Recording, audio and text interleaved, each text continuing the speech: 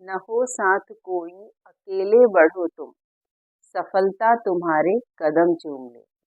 Hello friends, स्वागत है आप सभी का मेरे यूट्यूब चैनल हिंदी पॉइंट में, जिसमें कि हमेशा से मेरी ये कोशिश रहती है मैं हिंदी को आप तक बहुत आसान तरीके से समझाऊं।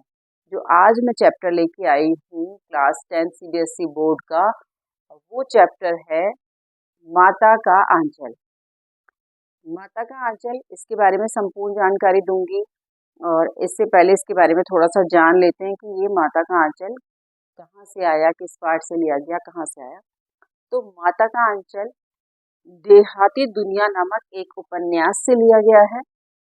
और इस उपन्यास में ग्रामीण जो संस्कृति है, ग्रामीण जो रहन सहन है, उसकी झांकी को बड़े मनोहारी तरीके से उकेरा गया है कि किस तरीके से वहाँ बच्चे खेल कूद करते हैं, किस तरीके से वहाँ पे जो ग्रामीण जीवन का पूरा परिप्रेक्ष्य है वो इस नाटक में उकेर दिया गया है। जो अंश हमारा माता का आंचल है इसमें उकेर दिया गया है।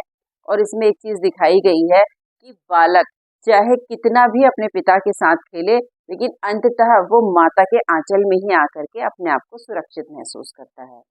कथा शिल्प की दृष्टि से भी ये बहुत अधिक महत्वपूर्ण है। झलकियां बहुत मनोहारी हैं।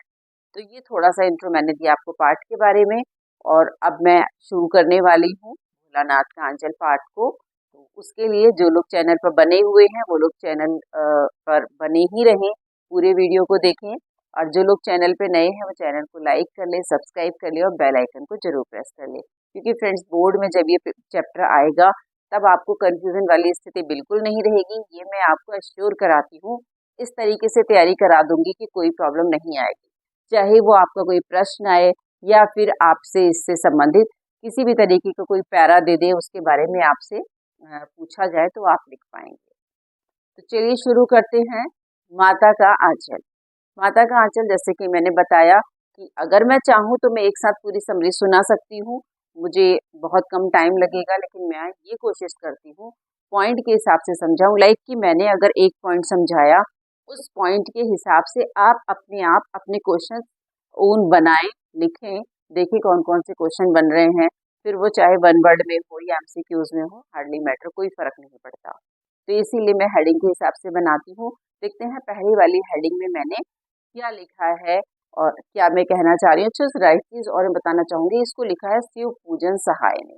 कि शिव पूजन सहाय अपनी पहली हेडिंग में देहाती दुनिया नामक जो उपन्यास है, जो ये हमारा माता का आंचल दिया हुआ है, ये देहाती दुनिया उपन्यास का ही एक अंश है। उसमें क्या कहना चाह रहे हैं देखते हैं। लेखक का पिता के साथ अनेक गतिविधियों में भाग लेना। तो यहाँ पे जो लेखक है उसका नाम अगर हम देखें, वैसे तो भोलानाथ दिया है, लेकिन उसका नाम है तारकेश्वर नाथ, लेकिन उसके पिता उसे प्यार से भोलानाथ पुकारते हैं। भोलानाथ का अपने पिता के साथ बहुत ही ज्यादा स्नेह है। भोलानाथ अपने पिता के ही साथ बाहर बैठक में सोया करता है, और पिता के ही साथ जब सुबह पिता जल्दी उठते हैं, क्योंकि गाँव में अक्सर फ्रेंड्स ये होता है कि लोग जल्दी उठ जाते हैं, हमारी तरह शहरों में नहीं कि काफी देर तक सोए रहे। तो जब पिता जल्दी उठ जाते हैं तो भोलानाथ को भी उठा देते हैं। उठाने के बाद वो भोलानाथ को भी नहला देते हैं। नहला धुला करके उसे अपने साथ अपने पास बैठा लेते हैं, जहाँ वो पूजा इत्यादि करते हैं। पूजा से निवृत्त होकर वो अपने राम नाम वही को निकालते हैं, जिसपे वो 1000 बार राम नाम को लिखते हैं। फिर उस पोथी को बंद करके वो रख देते हैं। उसके बाद भोलानाथ अपने पिता के साथ कुश्ती लड़ता है, कुश्ती का खेल खेलता है, ऐसे ज्यादा हम कह सकते हैं। तो कुश्ती खेलते खेलते जो पिताजी हैं वो पीठ के बल लेट जाते हैं। भोलानाथ पिताजी के पेट पे चढ़ के उनकी मूछें मरोड़ने लगता है। मूछें मरोड़ते मरोड़ते पिताजी उसका हाथ पकड़ लेते हैं और उसे चूमते हुए छोड़ देते हैं। और इन सारे क्रियाकलापों में वो जो ज्यादा टाइम है पिताजी के ही साथ उसका बीतता है। और पिताजी उसके बाद अपने पुत्र को, भोलानाथ को, दूध भात खिलाते हैं। दूध भात खाने के बाद जो है भोलानाथ आंगन की तरफ भागता है। उससे आगे देखते हैं अगली वाली हेडिंग में शिव पूजन सहाय ने क्या लिखा है। तो अगली हेडिंग है माँ के साथ भोलानाथ का संबंध कैसा था। तो माँ के साथ संबंध कैसा था, अभी मैंने आपको बताया कि जब पिताजी भोलानाथ को दूध भात खिला देते हैं या गोरस के साथ भात खिलाते हैं। फ्रेंड्स, गोरस की गाय के दूध को ही कहते हैं, उसके साथ भात खिला देते हैं। तो माता, कोई भी माता है, उसे हमेशा यही लगता है कि मेरा पुत्र अभी पूरी तरीके से उसका पेट भरा नहीं है। इसी को सोचते हुए भोलानाथ की माँ दही भात सान करके ले आती है और छोटे छोटे कौर बनाकर, छोटे नहीं वो थोड़े बड़े बनाती थी, क्योंकि उसे लगता था छोटे कौर से उसके पिता खिलाते हैं तो इसका पेट भर नहीं पाता है। तो वो दही भात के कौर बनाकर तरह तरह की चिड़ियाओं के नाम लेकर भोलानाथ को खिलाती है। जैसे वो बोलती है कि ये तोता, ये जो बाइट है या जो घास है, ये तोता है, इसे जल्दी से खा लो नहीं तो ये उड़ जाएगा। तो भोलानाथ उसे बड़ी खुशी से चट कर जाता है। फिर वो बोलती है ये कौर मैना है, ये कौर उसका जो है तोते का है, ये तो और कौर जो है मैना का है। अलग अलग नाम लेती है पक्षियों का। और भोलानाथ भोलेपन में ये सोचता है ये सब उड़ जाएंगे, वो उन्हें खा लेता है। तो भोलानाथ का माँ के साथ केवल इतना ही संबंध था, ज्यादा टाइम वो बिताता था वो अपने पिता के साथ बिताया करता था। तो ये थी हमारी दूसरी वाली हेडिंग। देखते हैं शिव पूजन सहाय जी तीसरी वाली हेडिंग में हमें क्या समझाने वाले हैं। तीसरी हेडिंग है बच्चों की शैतानियां और खेल। अब यहाँ पे बच्चों की शैतानियां और खेल की बात हो रही है कि बच्चे किस तरीके की शैतानियां करते हैं।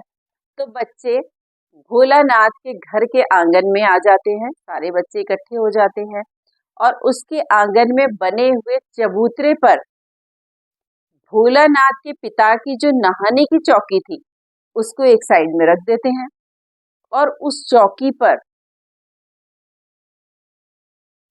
कपड़े के टुकड़े रख करके उसमें मिट्टी के जो ढेले होते हैं फ्रेंड्स, लाइक जैसे कि मिट्टी होती है उसके छोटे छोटे ढेले बन जाते हैं, उनको रख करके लड्डू मान लेते हैं। उनको लड्डू मान करके पत्तों में सॉरी कपड़े के टुकड़ों में लड्डू की तरह उन्हें रखते हैं और पत्तों की पूरी और कचौरी मान करके उसी चौकी पर रख देते हैं, क्योंकि वो रंगमंच तैयार करते हैं वहां पे।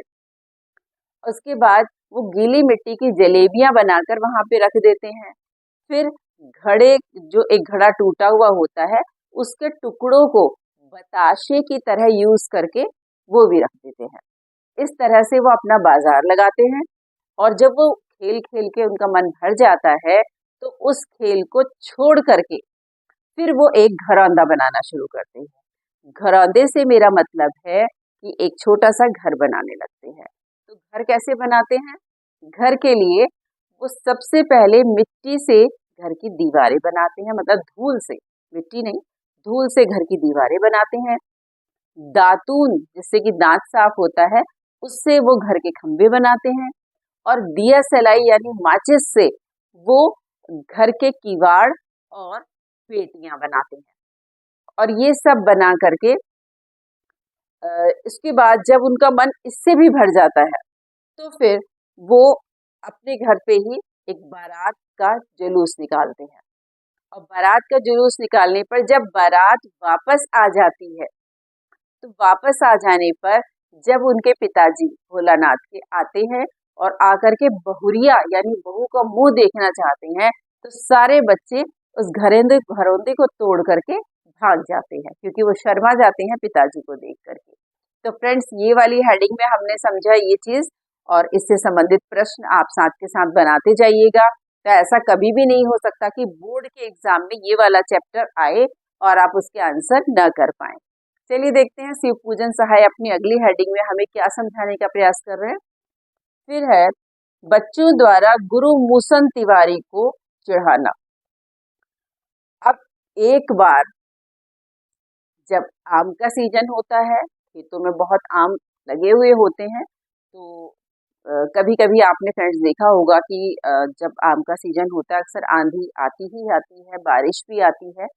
तो उसी समय का जिक्र है यहाँ पे कि काफी तेज आंधी आई तो सारे बच्चों ने दौड़ लगा दी खेतों की तरफ आम के।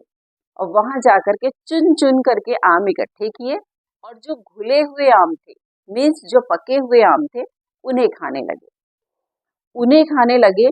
तो इन सारे बच्चों के ग्रुप में एक बच्चा था, उसका नाम था बैजू।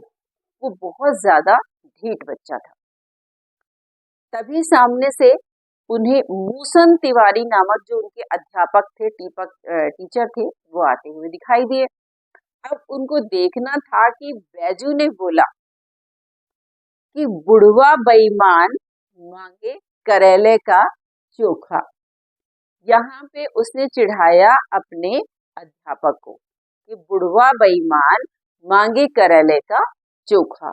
इतना सुनना था कि जो गुरु थे मूसन तिवारी, उनको बहुत अधिक क्रोध आया। उन्होंने अपनी पाठशाला में जाकर के बैजू को और भोलानाथ को पकड़ लाने के लिए 4 लड़कों को भेजा। अब क्योंकि बैजू जो है बहुत ढीठ और बहुत चालाक लड़का था, वो तो वहां से भाग गया। बचा भोलानाथ।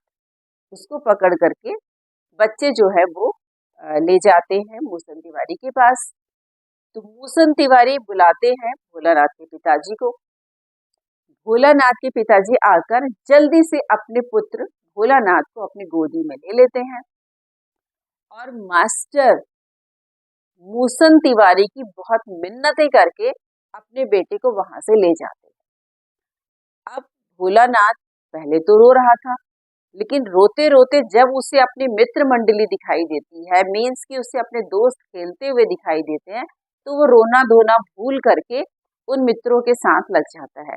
फ्रेंड्स, यहाँ पे एक क्वेश्चन भी बन जाता है जो बोर्ड में अक्सर आता है कि जो भोलानाथ था वो किस वजह से रोते रोते अपने मित्रों के साथ खेलने में लग गया।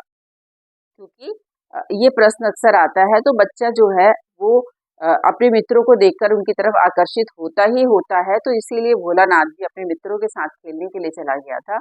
तो वो अपने पिता की गोद से उतर करके अपने मित्रों के साथ खेलने चला जाता है।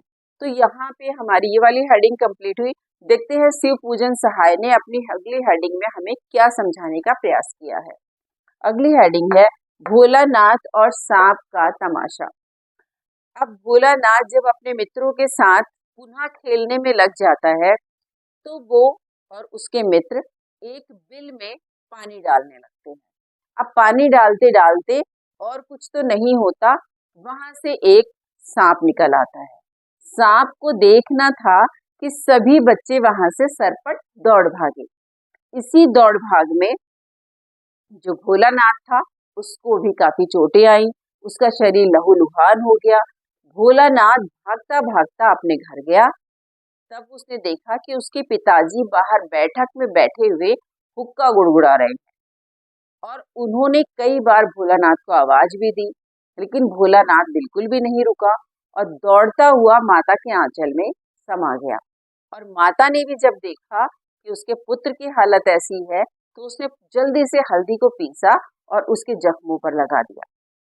और उसके बाद जब भोलानाथ के पिताजी उसके पास आए और उसे गोद में लेना चाहा, तो भोलानाथ बिल्कुल भी नहीं किया, वो माता के आंचल में ही छुपा रहा। तो इस पाठ का सार है कि कोई भी पुत्र या पुत्री चाहे पिता के साथ सारा दिन कितना भी टाइम अपना बिता ले, अंततः उन्हें जो सुकून, जो शांति महसूस होती है, वो माता के आंचल में ही महसूस होती है। फ्रेंड्स, तो ये था हमारा चैप्टर माता का आंचल, जिसमें कि आपने समझा कि कोई भी बच्चा सारा दिन कहीं भी खेले कूदे कुछ भी करे, लेकिन जब भी उस पर परेशानी आती है तो वो माता के आंचल में ही समाता है।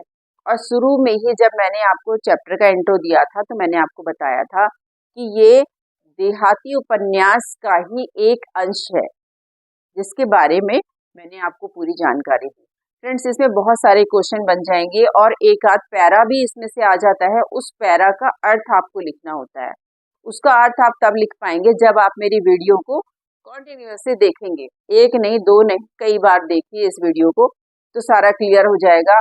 तब कोई भी आपका पैरा आए तो ऐसा नहीं हो सकता कि आप उसका आंसर ना कर पाए। तो फ्रेंड्स, मैं अपने वीडियोस आपके लिए लाती रहती हूँ सिर्फ इसलिए कि जो आपके बोर्ड के एग्जाम आए उसमें आप अच्छा कर पाएं। तो उसके लिए मेरा वीडियो डालना ही सफिशिएंट नहीं है, उसके लिए आप उसमें अपनी एंगेजमेंट भी दिखाइए, वीडियोस को देखिए, आप अपने कमेंट्स भी करिए कि आपको कहाँ कमी लग रही है या क्या समझ में नहीं आ रहा है।